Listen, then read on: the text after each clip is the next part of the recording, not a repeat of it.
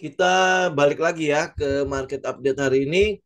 Ini hari Jumat ya. Jumat tanggal berapa hari ini ya? Hari ini Jumat tanggal 15 Maret ya. 15 Maret. Jadi kita mungkin selama puasa, selama Ramadan, kita akan bikin market update-nya kita itu dari yang tadi ya jam 6 ke jam 7 ya. Ini tapi selama puasa tok. Nanti habis Ramadan ya kita akan balik lagi ke jam 6 ya. Nah, hari ini juga mungkin kita tidak akan lama-lama, paling cuma setengah jam. Ya, kalau teman-teman punya ini pertanyaan bisa itu ya, bisa langsung di itu ya di kolom chat ya. Jadi kita bisa langsung ke pertanyaan. Oke? Nah, baik, kita update dulu ya untuk marketnya itu indeks harga saham gabungan. Kita update dulu ya. Ini adalah indeks harga saham gabungan. Kita lihat hari ini turun ya. Hari ini turun sekitar 1,42%. Ini cukup wajar ya. Kenapa kita bilang cukup wajar? Karena salah satunya adalah banyak sekali ya saham-saham yang big cap itu memang ada di all time high, terutama untuk empat saham itu ya, empat saham finance itu memang udah di all time high. Jadi memang rawan sekali terjadinya koreksi di sana ya. Kemudian ini adalah musimnya dividends. Musimnya dividends di mana ini udah mau kumdet. Hari ini kalau tidak salah kumdetnya BBNI atau BBRI kan, ya. Nah, itu nanti minggu depan akan banyak sekali yang kumdet ya, mungkin dari Astra, BBTN juga akan kumdet di minggu depan ya. Jadi kalau indeksnya masih ada potensi turun, itu masih cukup wajar lah ya pergerakannya. Cuman memang hari ini terdeteksi memang turunnya lumayan besar ya, lumayan besar. Jadi kita bisa lihat dari empat bank big bank itu ya, teman-teman mungkin bisa lihat kayak BBCA. BBCA hari ini turun sekitar 1,6. Kemudian BBRI ini udah 2 hari ini, hari ini berarti turun 2,85. Jadi total dari atas setelah kumdet itu dia turun udah hampir 7,5%, udah hampir sekitar segitu ya. Kemudian BBNI, jadi ini memang ini resiko ya, resiko kumdet ya. Hari ini BBNI itu turun 5,6%, 5,7%. Tetapi dari gap atas sampai ke bawah itu kurang lebih sekitar dia sempat menyentuh sampai 7% ya. Jadi penurunannya ya cukup wajar lah ya. Kenapa? Karena ya tadi ya ngelewatin kumdet, kemudian habis itu terjadi gap down ya. Itu kan seperti biasa. Jadi setelah kumdet yang apa namanya yang dividend hunter itu melarikan diri kan. Jadi ya kayak gitulah ya. Jadi ini makanya kalau teman-teman ngambil dividends ya kurang lebih begitu ya. Jadi kalau kalau teman-teman mau ngambil dividends, kita kan udah bilang ya dari awal ya, teman-teman harus sudah koleksi di daerah sekitar November, Desember ya. Terus habis itu ngikutin. Jadi kalau hari ini dia ternyata gap down ya, atau mungkin di closingnya cukup jatuh ya, teman-teman memang sudah dapat capital gain-nya plus dividends-nya ya, kalau teman-teman mau kejar. Kalau saya sih seperti itu ya. Nah, kemudian sebelum kita masuk ke tanya jawab, ya, saya mungkin harus mengingatkan kembali kepada teman-teman yang mungkin baru join atau mungkin baru ngikutin channelnya kita ya. Yang pertama, jangan lupa kita adalah trader. Walaupun mungkin saya menggunakan fundamental di dalam men-screening ya saham-saham yang punya alasan untuk bergerak ya. Tetapi bukan berarti saya adalah investor.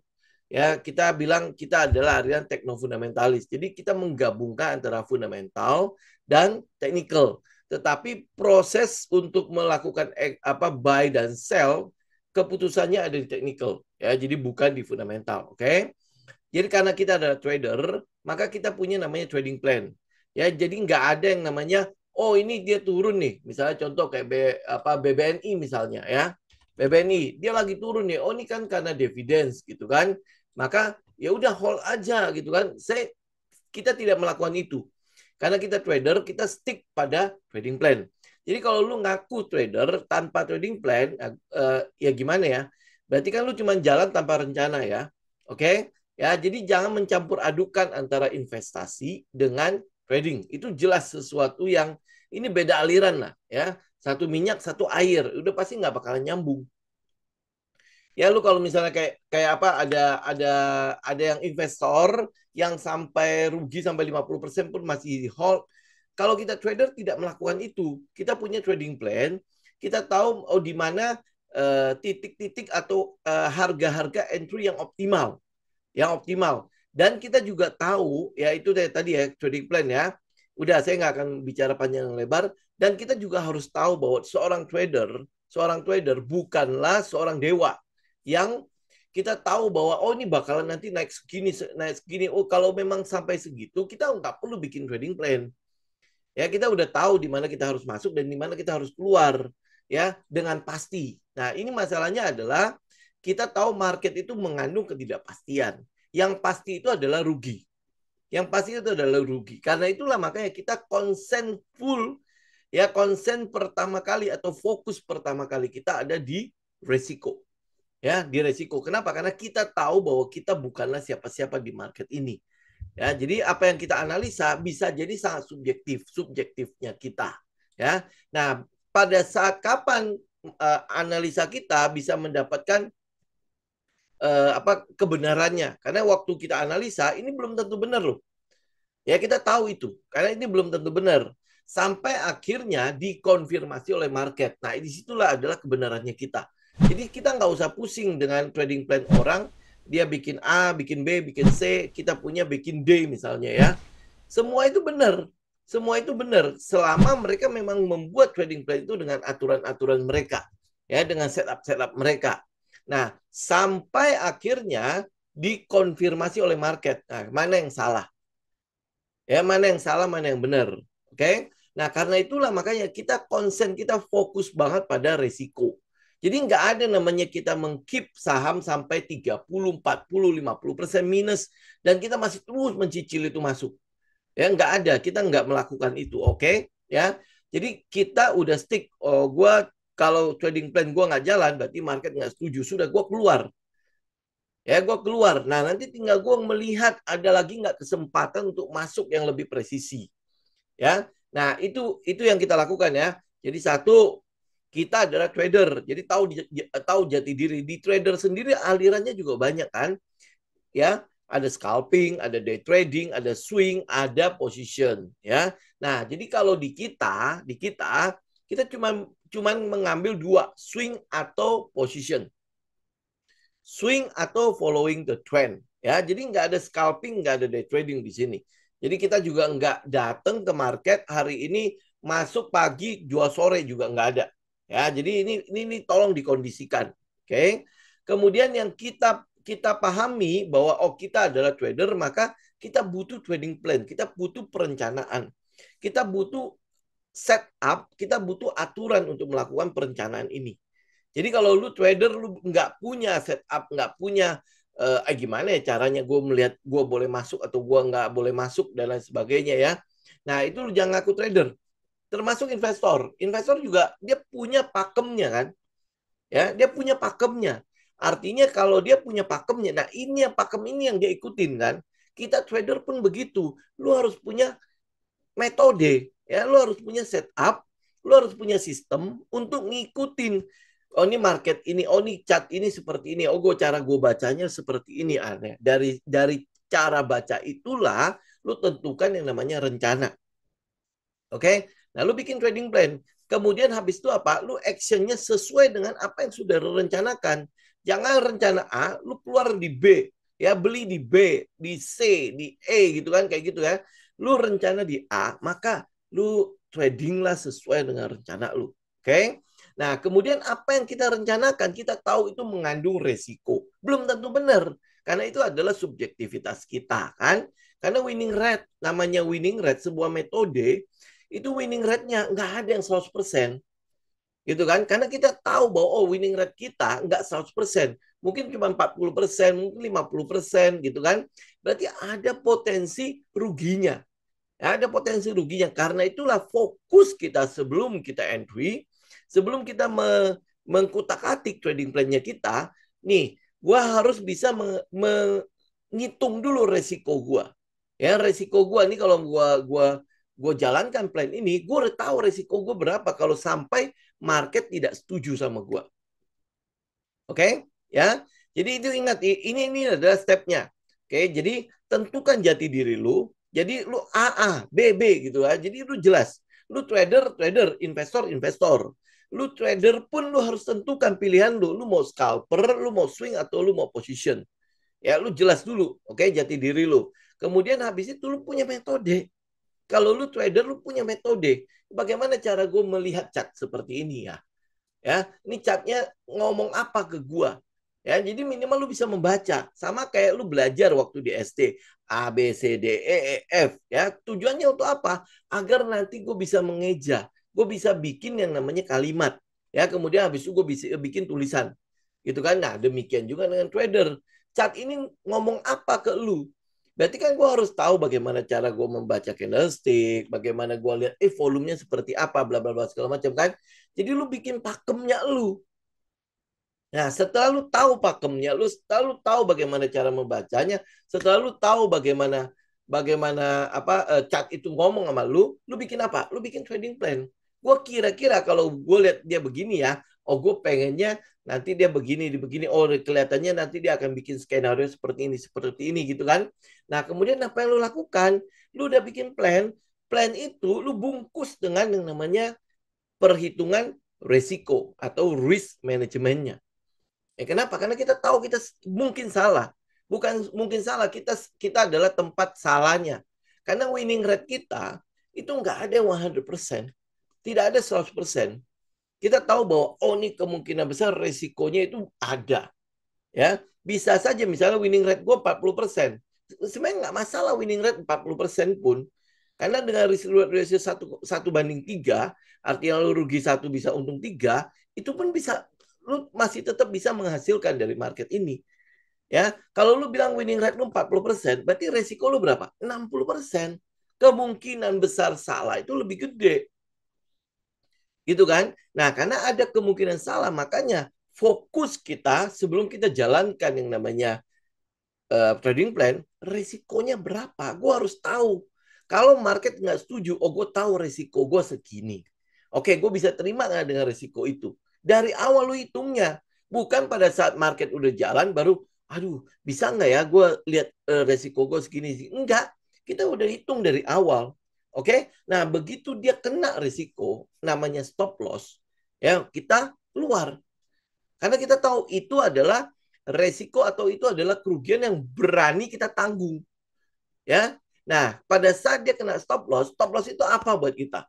Stop loss itu adalah rugi yang kita rencanakan.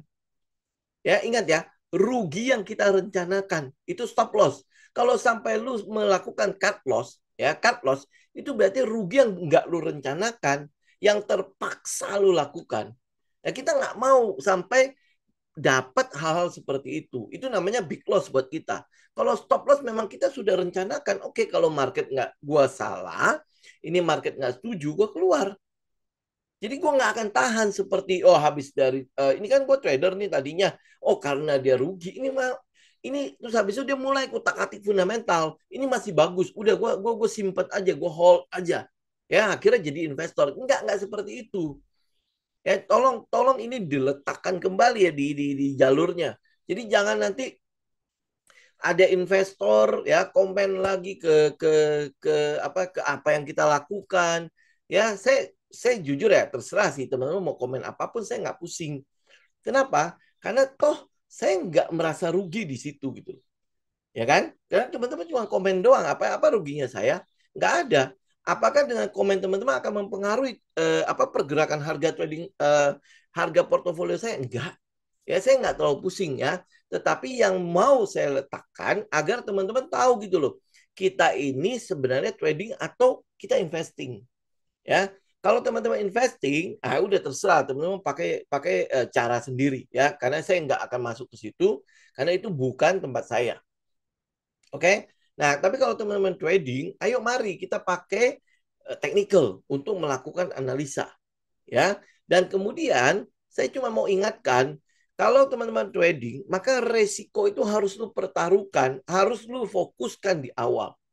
Jangan itu malah belakang aja lah, nggak apa-apa, gue yang penting gue masuk dulu, kemudian baru gue mikirin resiko gue berapa sih sebenarnya dari transaksi ini, atau apa, gue fulling semua modal gue ke dalam satu saham saja ya, udah pasti gue yakin banget, gitu kan? Nggak, jangan melakukan hal seperti itu, oke?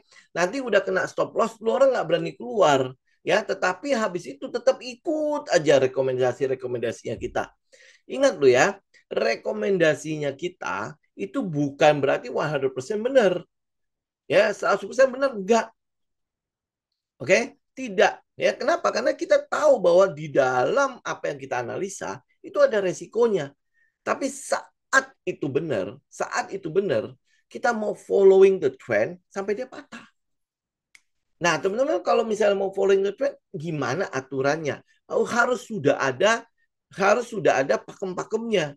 Jadi ngikutin market itu bisa dengan santai. Jadi nggak nanti kita udah di mana gitu kan, mereka nyangkut, kita yang disalahkan, ya. Ingat ya, saya mau letakkan itu dulu.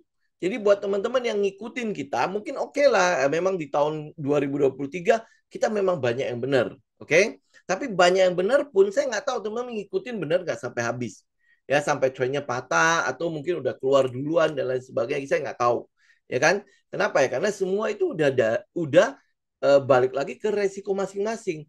Saya hanya men-sharingkan apa yang menjadi pendapat saya ke dalam apa yang saya lihat ini. Ini berarti kan sesuai dengan apa yang menjadi aturan, apa yang menjadi pegangan saya menjadi sebuah setup untuk saya bikin trading plan. Ya kan?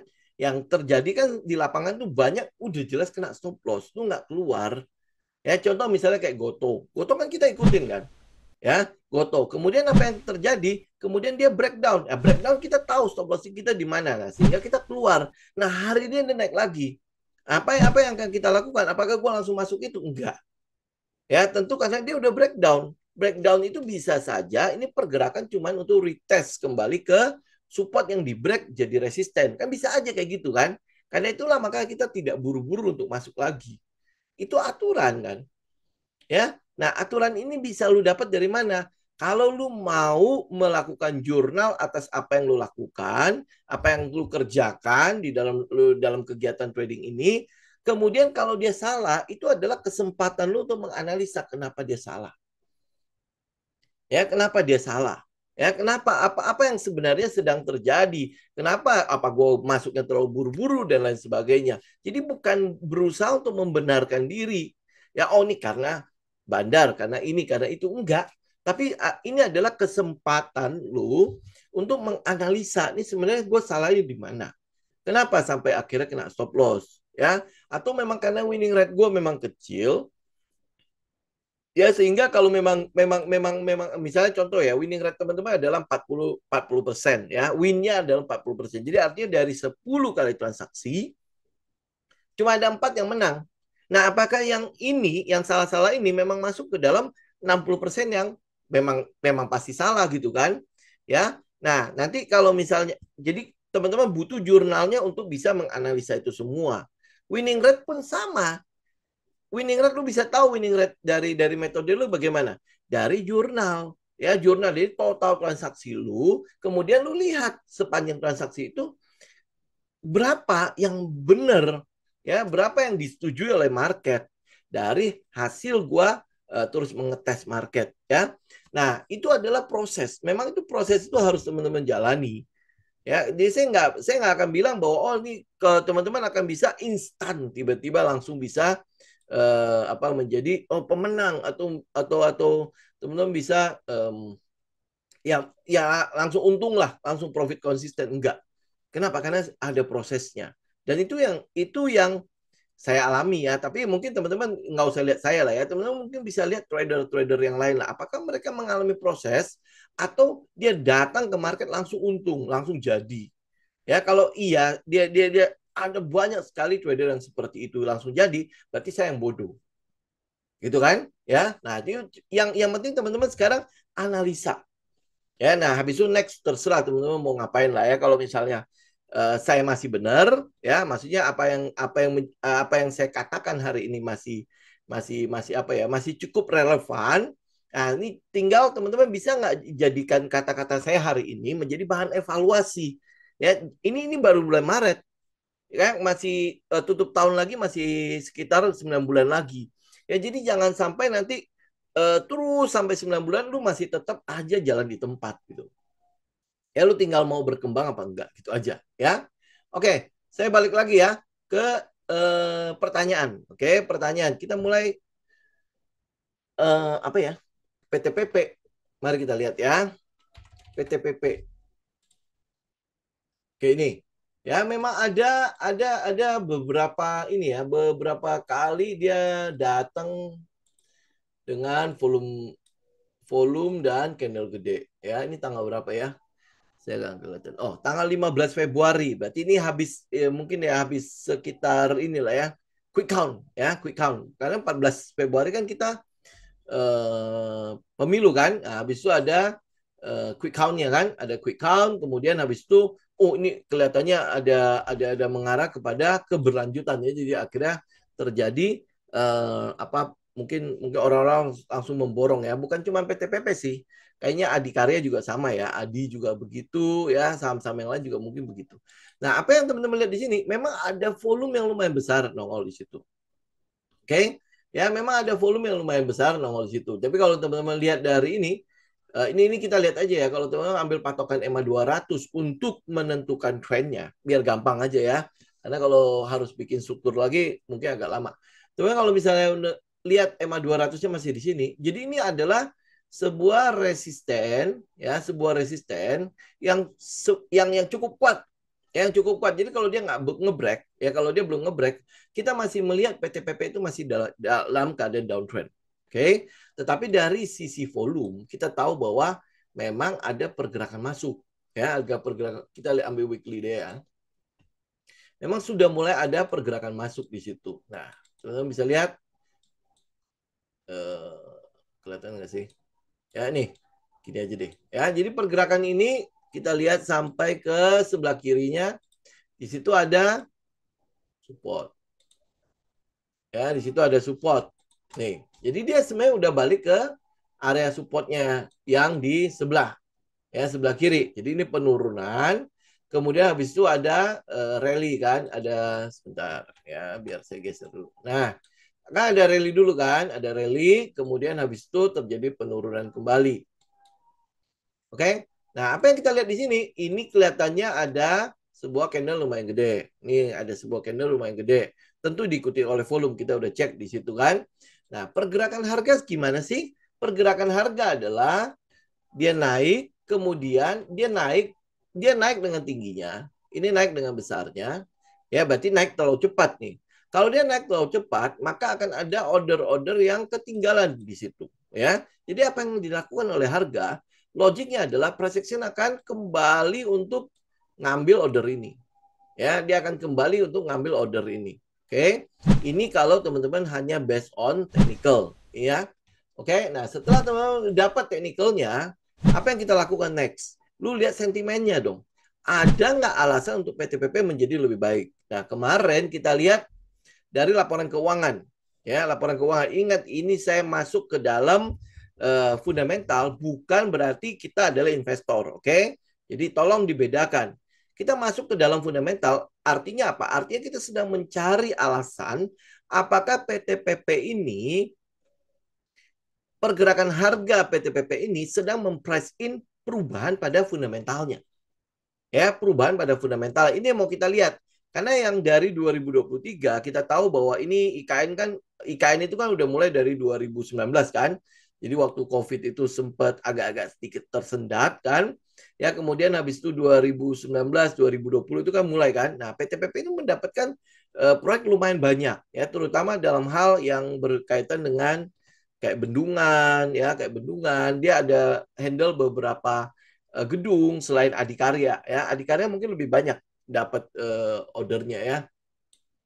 Nah, kita lihat ini kan ada order di sini. Nah, order ini harusnya menambah pendapatannya si PTPP. Nah, tapi penambahan pendapatannya itu lebih baik dari tahun lalu apa tidak? Kan kita mau membandingkan itu kan.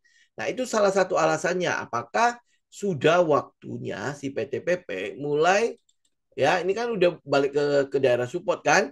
Apakah ini adalah waktu di mana mungkin akan muncul sentimen-sentimen yang cukup positif, perubahan pada fundamentalnya lah, laporan keuangan yang lebih baik dibandingkan dengan tahun lalu dan sebagainya. Nah, ini dibutuhkan sentimen. Ya, dibutuhkan sentimen. Sentimen itu adalah bensin untuk pergerakannya kan, promosinya, ya iklannya. Nah, iklannya. Sedangkan untuk teknikalnya memang kita tahu ini belum siap. Ya, ini belum siap. Jadi ini saya ambil ke daily ya. Kita entry kan selalu di daily kan. Nah, kita belum siap. Apa yang mau kita lihat pada saat udah siap. Nah, di minornya itu sudah mulai membentuk yang namanya higher high, higher low. Nah, apakah ini sudah mulai? Ya, kita lihat memang dia baru membentuk yang namanya high low kan. Ya, apakah sudah terjadi perubahan pada karakternya? Nih, ya. Ini adalah low-nya, ini low ya. Kemudian habis itu dia ini high. Ya, ini calon high lah ya, calon high yang mana kita mau tahu adalah gimana low-nya. Ini kan dia sedang mencari low. Ya, apakah low ini, low yang terbentuk sebelumnya itu akan ditembus sama dia apa tidak?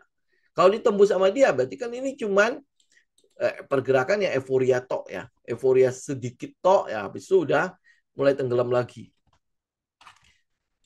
Ya, ini yang mau kita lihat nih ya, apakah low ini akan ditembus. Kalau tidak berarti kan akan ada pergerakan lagi menuju ke atas ya, menuju ke high ini yang harus ditembus. Oke, jadi kalau teman-teman lihat struktur ya, lihat struktur, kalau yang namanya uptrend, dia kan ada namanya higher high, terus habis itu ke higher high atau high yang terus meninggi kan.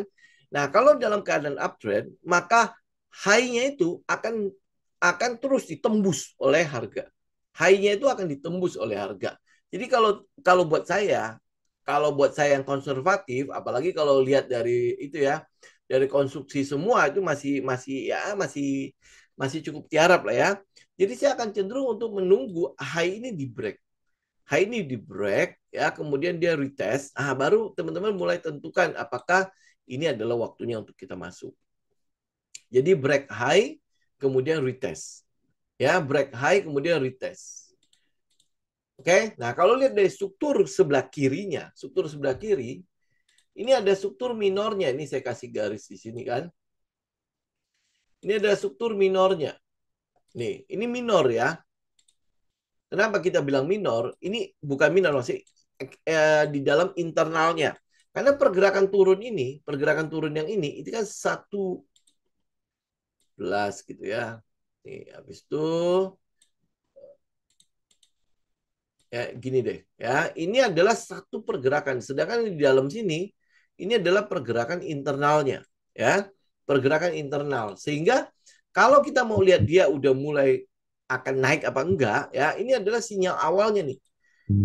Ini di internal itu mulai break ya. Jadi udah ada change of character tapi minor. Ya, minor. Jadi karena itulah kita butuh konfirmasi di mana high ini berarti di mana? Di 625 itu harus di break. Harus di break. Nah, bagaimana caranya kita tahu dia break apa enggak? Dia break berarti minimal 2 candle ya. Ada 2 candle di situ yang nembus ke atas 625 dan dia harus close di atas. Ya. Oke. Nah, ini PT PP. Ngomongin satu doang ya. Ini PT PP. Ya, jadi kalau di technical ini yang kita lihat tuh kurang lebih seperti itu. Jadi 625 itu harus ditembus, jadi nanti dia bikin kayak compact gitu loh. Ya, tembus, dia pullback, ya, pullback ke arah 625, mungkin di situ udah teman-teman bisa ambil. Jadi ada konfirmasi kalau high-nya itu udah terus meninggi. Ya, itu untuk PPTPP ya. Kemudian BBRI, BBNI. Kalau untuk masuk BBRI, ya ini kan baru ini kan, ya Kumdet, habis itu udah terus turun kan. Nah, ini tinggal kita lihat nih. Kalau mau enaknya kita pakai struktur, ya pakai struktur. Nih, teman-teman lihat pergerakannya. Berarti ini adalah bawah kan, ini low. Oke, ya. Aduh, udah setengah jam ya. Oke, ini low. Kemudian habis itu dia naik. Oke, kemudian ada pullback. Ya, ini pullback minor ya, ini pullback. Kemudian habis itu dia naik lagi, tapi nggak berhasil menembus high ya. High-nya habis itu baru berhasil ditembus. Oke, saya gambar yang minornya aja juga nggak apa-apa deh. Ya, ini baru berhasil ditembus. Oke, nah kalau dia berhasil ditembus, berarti low-nya akan pindah ke sini. Oke, kita udah dapat low yang baru ya. Kemudian habis itu dia naik, terus naik lagi ya, masih terus retest ke sini, berarti ini kan range ya. Ini adalah range. Oke, nah sampai akhirnya dia tembus ke atas. Ini tembus ke atas berarti low-nya ini adalah low yang baru. Ini low yang jadi high ya. Kemudian habis itu ini adalah high-nya. Masih titiknya. Oke, nah jadi kalau teman-teman gambar sebenarnya cuma begini doang dia pergerakannya. Ya, terus ke sini, habis itu dia turun ke bawah sini, terus kembali naik. Ya, oke. Nah, ini adalah pergerakan minor-minornya. Nah, next-nya high yang majornya itu di mana? Di sini. Ini high saya tebelin ya. Jadi ini adalah satu pergerakan. Oke, teman-teman lihat ya. Ini saya merahin ya. Nah, pergerakan yang dalam itu sebenarnya adalah pergerakan yang minor, ya eksternal, internalnya. Jadi majornya itu ini, yang merah ke merah, ya. Habis itu yang bawah itu, yang dalam itu, di dalam merah sama merah itu internal top, ya. Kemudian habis itu dia pullback. Nah, pullback sampai kemana? Sampai sini. Jadi ini adalah low yang baru. Nah, low yang baru ini dapat dari mana?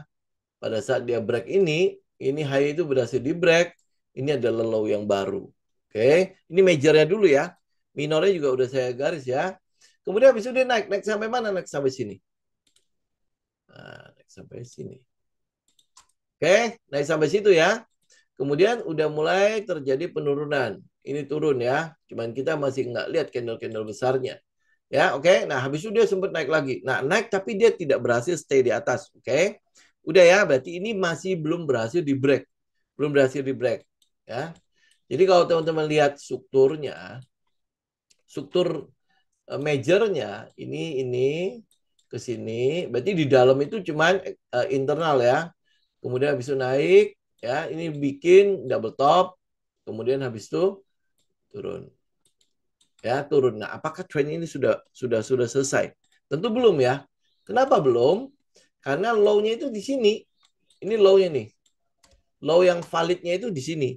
Jadi kalau teman-teman mau lihat trendnya itu udah patah, maka dia harus turun sampai ke bawah sini. Ya, bawah sini nih. Ya, di sini. Nah, jadi apa yang kita mau lakukan? Ya kita tunggu 5.400 itu bisa patah apa enggak. Tapi kalau enggak, mungkin di daerah sini dia sudah mulai ada pantulan. Oke, ya. Nah, kenapa? Karena high ini harus dikonfirmasi masalahnya.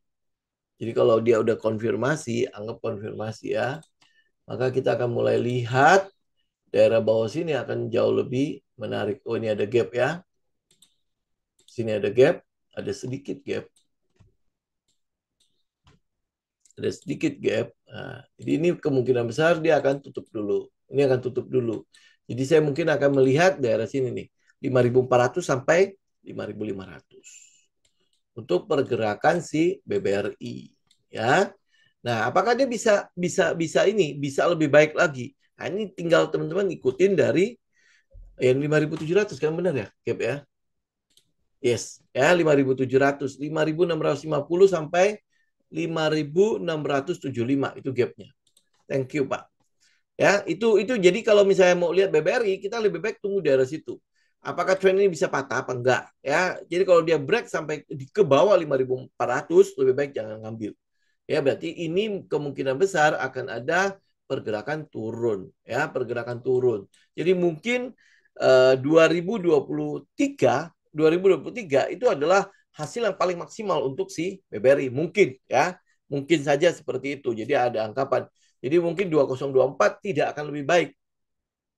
ya daripada 2023. Berarti kan akan ada penurunan kinerja kan. Nah, ada penurunan kinerja ya tentu dia akan dipresiin juga oleh market. Jadi kita tunggu dulu daerah situ. Ya.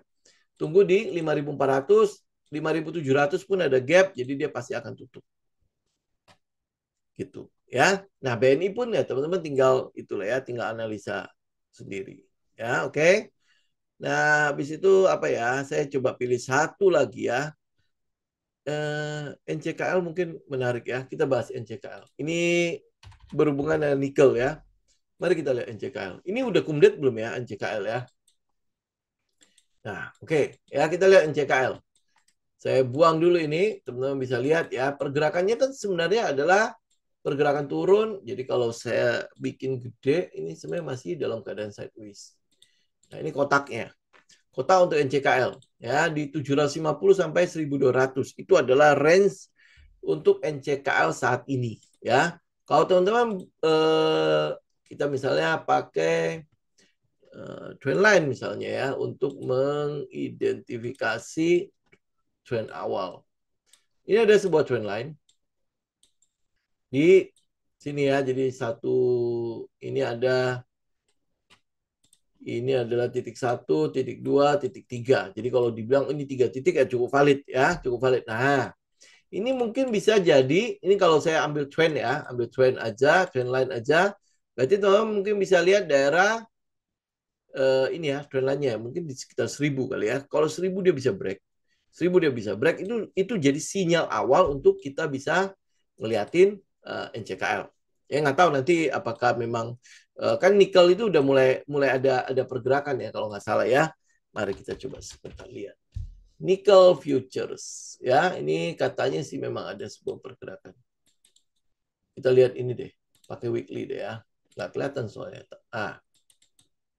Ya ini baru ada pergerakan kan? Ya baru ada pergerakan di nikel.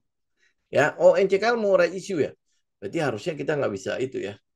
Ya nggak murni banget karena ada corporate action di situ. Tapi oke lah, kita anggap lah ya right issue saya nggak tahu ya. Tapi nanti teman-teman pasti udah tahu ya. Kalau dia ada corporate actions, biasanya kita hindarin. Karena nanti biasanya akan digoreng ada promosi-promosi untuk ngambil right issue-nya.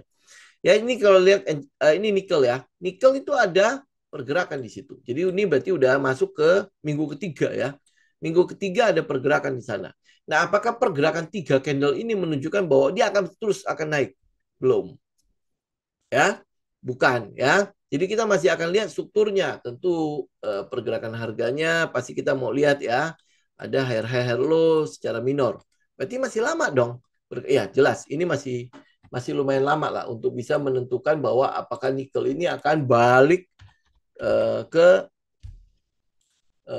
balik trennya lagi ya. Jadi itu tinggal perhatikan ya. Oke. Nah, kemudian saya tinggal lengkapin ya. Kalau dia ada private placement, ada right issue, jadi ada corporate actions yang sedang akan terjadi pada si NCKL. Nah, kalau biasanya ada corporate actions, teman-teman tahu ya, si perusahaannya lagi ada hajatan ya.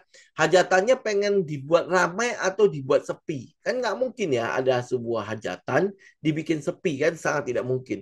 Jadi dia pasti akan nyebar undangan. Itu makanya kenapa kalau sebuah emiten sedang ada hajatan atau sedang ada corporate action apapun, kita hindarin. Kenapa kita hindarin? Karena sangat sulit untuk melihat teknikalnya. Karena di situ promosinya banyak banget. Ya, namanya orang mau right issue, mau private placement, artinya apa? Artinya dia berharap apa yang dia lakukan itu direspon ya, diserap oleh market. Ya, diserap oleh market. Jadi mungkin right issue memang dia udah ada namanya standby buyer kan, ya. Tapi akan lebih baik gue bisa ngumpulin dana dari masyarakat. Itu kan jauh lebih murah dibandingkan gue harus keluarin uang sendiri. Ya, nah karena itulah makanya setiap ada corporate actions biasanya ada promosi di situ.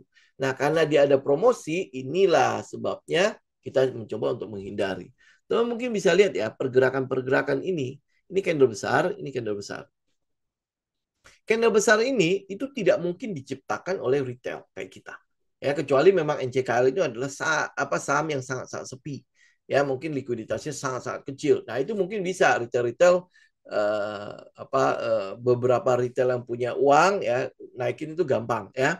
Tetapi kalau misalnya NCKL ini likuiditasnya lumayan, ini candle-candle besar ini tidak mungkin bisa digerakkan oleh retail. Jadi memang ada ya kita bilang ada market maker-nya lah ya. Ada market maker yang mencoba untuk melakukan ya penampungan barang lah. Ya sebelum saya nggak tahu rate issue-nya nanti kenanya di harga berapa, ya nanti pasti akan ada adjustment kan. Jadi mereka masuk ya. Kita memang lihat ada pergerakan masuk di situ. Ada ya, ada ini teman-teman lihat ya, candle besar, volume gede. Candle besar, volume gede ya, jelas itu ada. Ya ada pergerakan di situ lah. Gitu. Nah, tapi kalau dia ada dia ada corporate action seperti itu, kita cenderung untuk menghindarinya. Tunggu aja sampai dia selesai baru kita lihat teknikalnya. Kalau nanti akhirnya teknikalnya malah dibikin bagus, ya udah lebih baik. Gitu, kita tinggal buy high sell higher. Gitu. Jadi nggak perlu harus ketakutan, nggak pernah ambil bagian gitu ya. Nggak perlu seperti itu karena kita nggak market selalu menyediakan kesempatan buat kita. Jadi nggak perlu harus FOMO kan ya, nggak perlu harus kayak YOLO atau satu lagi apa namanya FOPO ya. Ya, jadi nggak perlu harus kayak gitu. Ya, kalau memang dia ada right issue, ya dia ada corporate action, kita tunggu aja. Walaupun ini teknikalnya sebenarnya udah bagus. Ini dia udah bikin bagus. Ya, udah dibikin bagus. Oke, naik. Kemudian habis itu, teman-teman kalau misalnya pakai pennant di sini, ya. Ini kalau misalnya saya ambil targetnya, ini mungkin masih belum capai target. Nah, jadi targetnya itu pasti akan nembusin trend line, jadi dia pasti lari kurang lebih ke daerah-daerah sini. Ya, daerah resisten ini. Ini di sini kan ada kotak kan. Kalau orang bilang kotak ini adalah daerah supply. Ya, ini ada base-nya. Ini ada daerah base-nya kan. Ya, nah kalau ini kan dibilang daerah supply kan, sangat mungkin dia kena di sini turun dulu. Ya, nah tapi ini udah kelihatan banget ya harga itu akan dibawa ke kotak ini ke 1000 sampai 1100. Nah, apakah kita boleh ikut? Ya silakan aja kalau memang teman-teman udah dapat di awal ya. Maksudnya dia pas dia break, teman-teman bisa ikut duluan. Tapi kalau misalnya buat saya, kita lihat dari trendline ini saja, ini kan trendnya berarti masih di bawah trendline kan? Artinya dia masih belum trending. Kalau dia belum trending, ya saya lebih baik tunggu dia nge-break dulu trend line, kemudian mungkin dia nanti ada retest untuk masuk kedua, ya jadi break, retest, baru saya masuk lagi. Teknik ini tapi tanpa ada corporate actions ya. Ya, nah kalau dia nggak ada corporate actions, mungkin kita akan lebih pede untuk masuk situ. Tapi kalau dia ada corporate action, memang mungkin saja didorong. Cuman nanti pada saat right issue-nya kumdet, ya, nah itu nanti akan ada ya pergerakan-pergerakan turun lagi gitu. Jadi teman-teman bisa lihat lah kayak kumdet BBNI gimana, BBRI gimana, BBCA gimana kan kita nggak mau kan terjebak pada hal seperti itu. Jadi ya udah kalau memang dia ada seperti itu, ya udah hindarin, tinggal cek yang lain. Saya pikir ini dulu ya teman-teman ya untuk hari ini ya. Setengah jam udah 50 menit juga kan. Ya. Jadi kita ketemu lagi nanti di ini ya. Sebentar, Senin itu kayaknya saya nggak bisa. Mungkin kita akan ketemu nanti di hari Rabu mendatang ya. Hari Rabu. Jadi nanti mungkin kita coba lah ya lihat batasan waktunya. Kalau enggak terlalu sering juga teman-teman pasti bosan kan. Ya enggak ada yang bisa dibahas masalahnya. Ya. Oke. Begitu ya teman-teman. Untuk hari ini kita ketemu lagi nanti di minggu yang akan datang ya. Buat teman-teman yang menjalankan ibadah puasa, selamat menjalankan ibadah puasa. Yang lagi terawih ya, lanjutkan terawihnya ya. Oke. Thank you semuanya. Buat yang kelas besok ingat ya jam 8 pagi. Ya, oke. Thank you semuanya. Saya izin pamit. God bless.